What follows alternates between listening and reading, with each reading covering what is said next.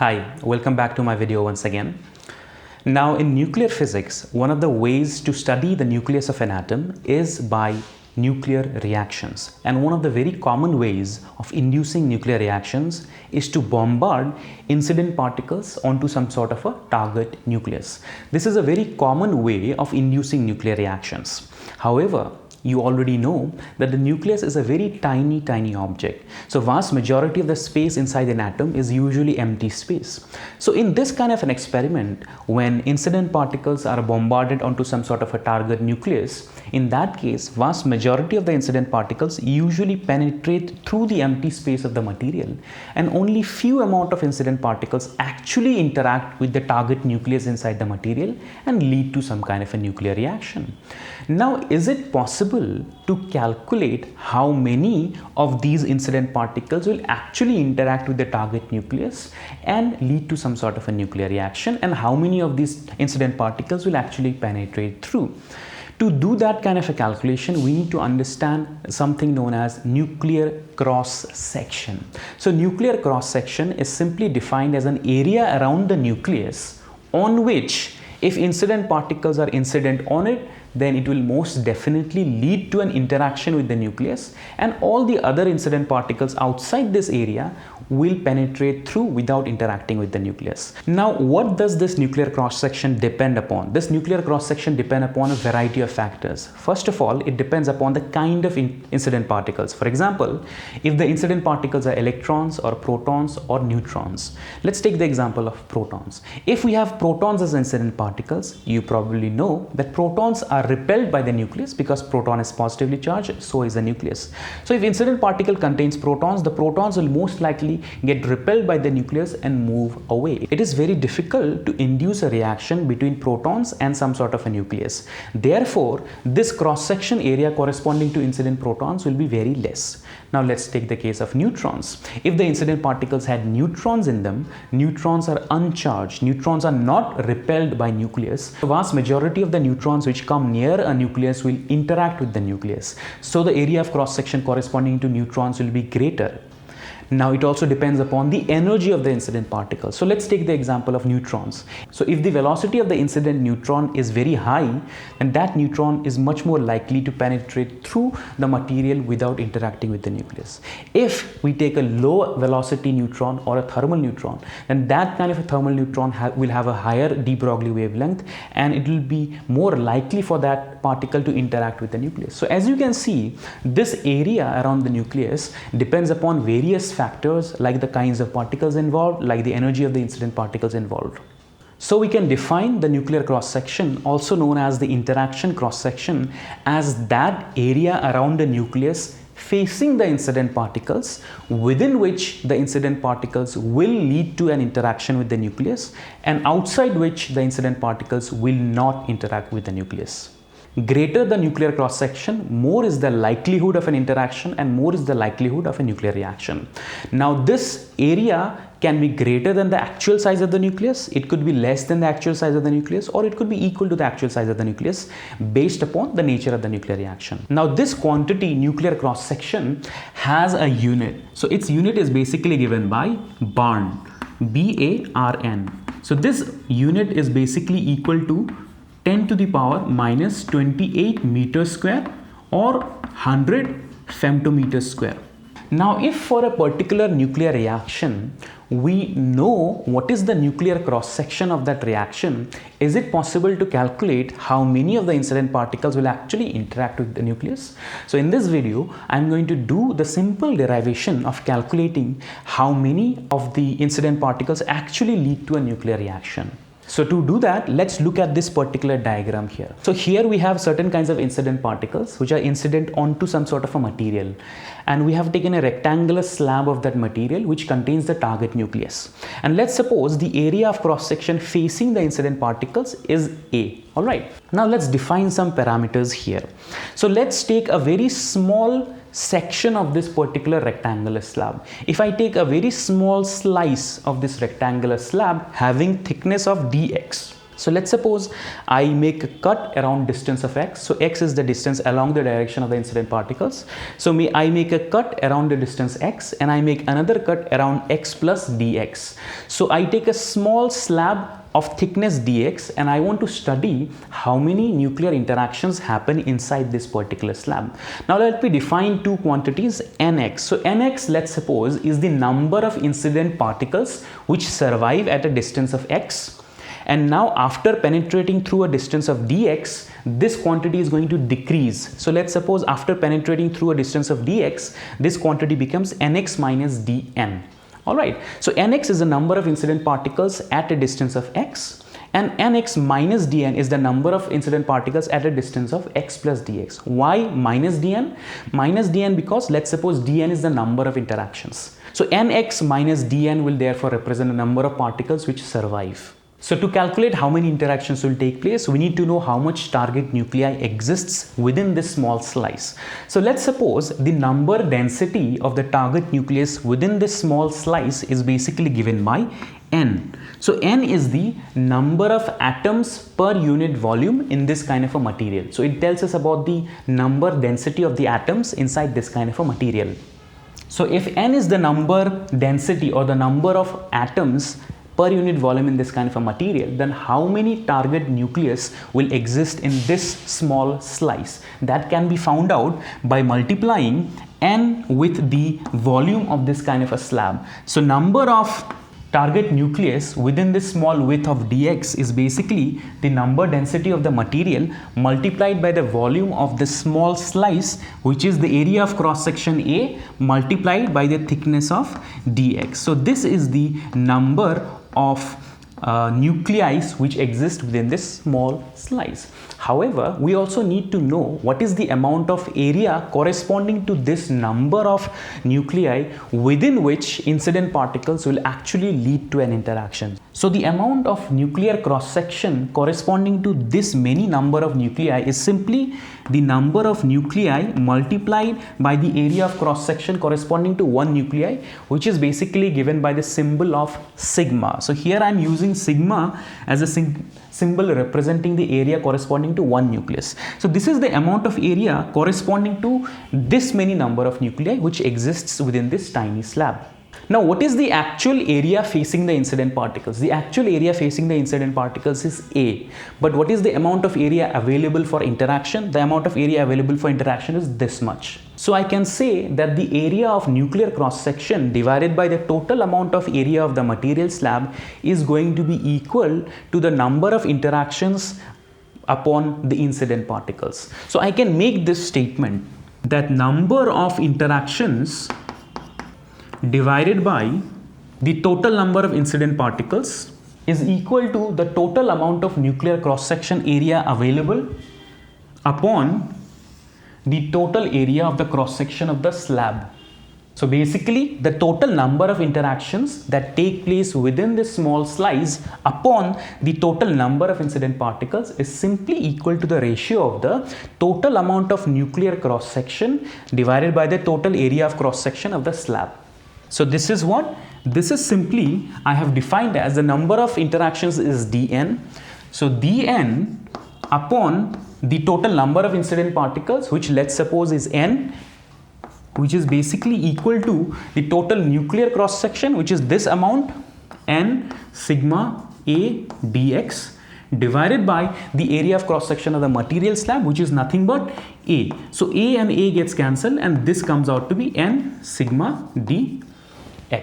So the amount of interaction inside this small slab upon the total number of incident particles is equal to this much. Now let's understand what these quantities mean. dn simply refers to the total number of interactions, and if we assume that every single particle only interacts once, in that case we can say that the incident particles after traveling through a distance of dx will decrease by dn if dn is the number of interactions. Okay, so dn is not only defined as the number of interactions, it can also be defined as the decrease in the number of incident particles. So we are going to use that definition. So dn is the decrease in the number of incident particles where the incident particles at a distance x is n, and dx here is the amount of distance traveled by those incident particles where the decrease happens by dn. So we can integrate this kind of an expression for a certain amount of distance. So dn upon n is nothing but n sigma dx. So the change in n is dn when the incident particles penetrate through a distance of dx. So if we integrate over a larger distance, then let's suppose the integration happens from a distance of x is equal to 0 to x, alright, and the number of particles decreases from, let's suppose, n naught. So n naught being the incident number of particles, and the final number of particles is, let's suppose, n. Alright, now here it should be obvious to you that since the number of particles are decreasing, so we need to introduce a negative sign here, because the incident particles n naught will be greater than the final number of particles that penetrate through it. So negative sign basically simply represents that the change in the number of particles is negative. So now we can solve this integration, alright. So an integration of dn upon n simply means ln with upper limits of n naught to n, which is equal to minus n sigma x.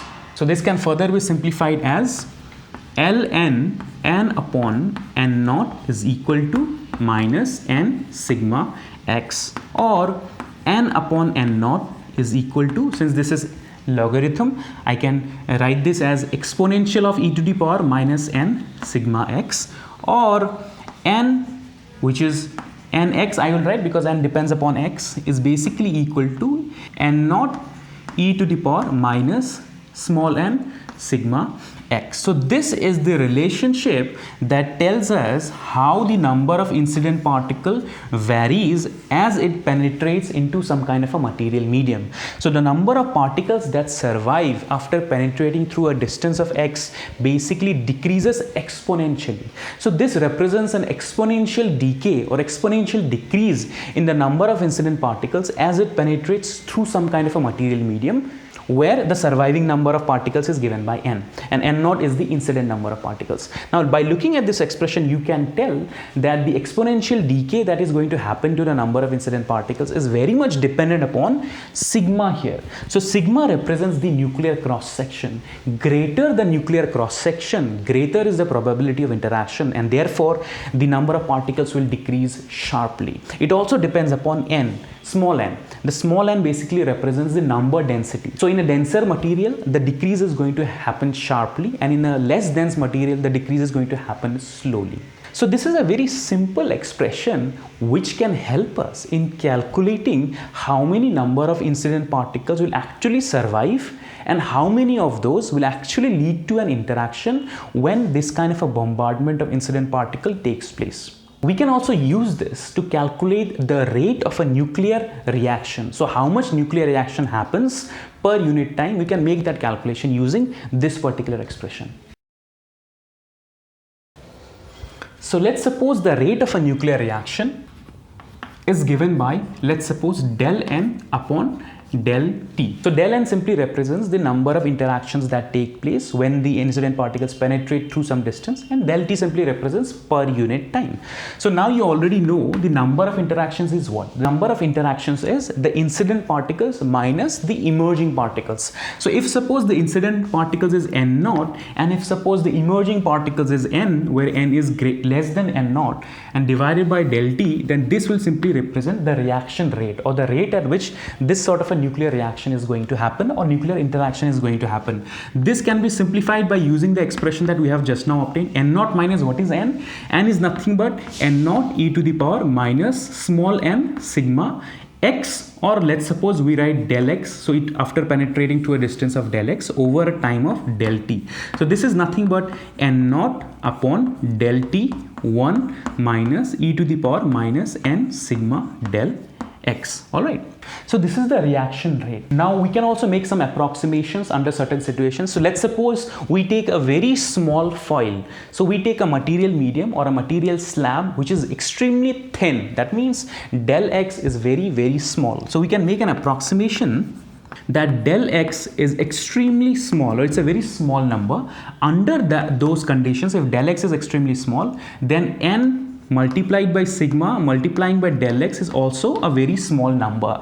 Now what happens to exponential to the power some sort of a quantity which is very, very small? Now exponential to the power some kind of a quantity can be expanded as 1 minus, let's suppose, y plus higher order quantities. This is a Taylor expansion of the exponential series. Now if y here or this power here is a very small number, then we can ignore the higher order terms and we can write this exponential expression as 1 minus y, which is the power, or in this case 1 minus n becomes plus n sigma del x. Yes, so the reaction rate, let's suppose, basically is equal to r is nothing but n naught by del t 1 minus 1 plus n sigma del x. So 1 gets cancelled, you end up getting n naught small n sigma del x upon del t. Now we can again simplify this expression by defining another quantity which is known as flux. So let's suppose the flux of the incident particles is given by phi. So what is flux? Flux is the number of incident particles per unit area per unit time which is incident on this kind of a material medium. So if I define flux, I can write the reaction rate as